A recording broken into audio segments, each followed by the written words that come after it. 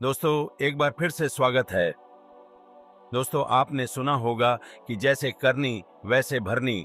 आज का कहानी एक ऐसे ही प्रेरणात्मक कहानी है जिसमें हम सबको सकारात्मक सोच रखने की प्रेरणा देती है। दोस्तों मनुष्य एक सामाजिक प्राणी होता है और बिना समाज के बिना जीवन की कल्पना भी नहीं की जा सकती। आपने सुना होगा इतिहास अपने आप को दोहराता है, या ये कहें कि समय का चक्र घूम के फिर वही आ जाता है जहां से चालू होता है।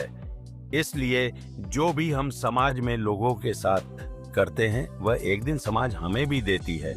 यदि हमने अपने जीवन में अच्छा व्यवहार किया हो तो अच्छा रिटर्न मिलेगा, या बुरा किया है लोगों से समाज से तो रिटर्न भी बुरा मिलेगा। इसलिए कहा जाता है कि हमें लोगों से वही बात बोलना या करना चाहिए जब वह हमें रिटर्न मिले तो अच्छा लगे। दोस्तों आइए एक कहानी के माध्यम से जानते हैं। एक गांव में एक फैमिली थी, पति पत्नी रहा करते थे। कुछ समय के बाद एक बच्चा होता है और बच्चा जब छोटा ही रहता है तब उस व्यक्ति का पत्नी मर जाती है और पिता ही बच्चे का पालन पोषण करके बड़ा कर देता है और बच्चे का शादी भी हो जाती है। कुछ दिन तो घर में सब ठीक था, पर समय के साथ व्यक्ति और भी बूढ़ा हो जाता है। अब बूढ़े का बेटा और बहू में बूढ़े को लेकर अक्सर विवाद होने लगता है। 1 साल बीत गए, 2 साल बीत गया, ये सिलसिला चलता ही रहा। एक दिन तब हद हो गई जब बूढ़े के बहू ने अपने पति से बोली कि अब बहुत हो चुका, अब मैं इस बूढ़े के साथ नहीं रहूंगी। या तो इस घर में बूढ़ा रहेगा या मैं, तुम डिसाइड कर लो, तुम्हें पत्नी चाहिए या बूढ़े।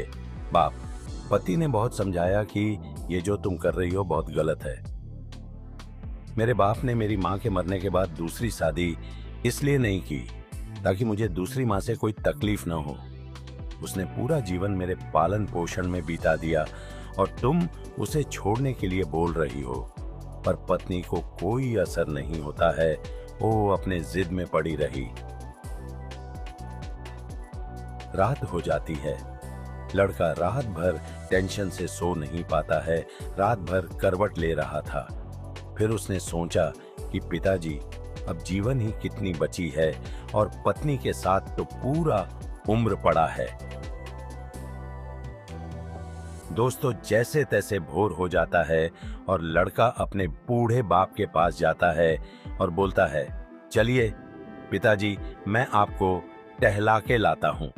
लड़का आपने बाप के ले जाता है, दूर जंगल के साइड ले जाता है और बोलता है, बस पिताजी हमारा साथ यहीं तक का था, और घर की सारी बात बता देता है। दोस्तों जब लड़का अपने पिता को जंगल में जैसे छोड़कर मुड़ता है, पीछे से उसके पिता का रोता हुआ आवाज आता है और रोते रोते बोलता है, बेटा यहाँ तक ला ही दिया है तो एक काम और कर दे, मुझे 1 किलोमीटर और आगे छोड़ दे, जहां बहुत पहले मैंने अपने बाप को इसी तरह छोड़ा था। दोस्तों इस कहानी के बहुत सारे पहलू हैं, पर मैं सारांश पर बोलना चाहूंगा। आप जिस भी फील्ड से हो, यदि आप गलत नियत से सामने वाले का उपयोग किया है ना, हो सकता है कुछ दिन तक आपको खुशी मिले, पर परसा प्राकृतिक अपना हिसाब नहीं भूलती। ओ अपना समय का चक्र आएगा ही आएगा और फिर आप वहीं का वहीं पहुंच जाएंगे जहां से आपने शुरुआत की।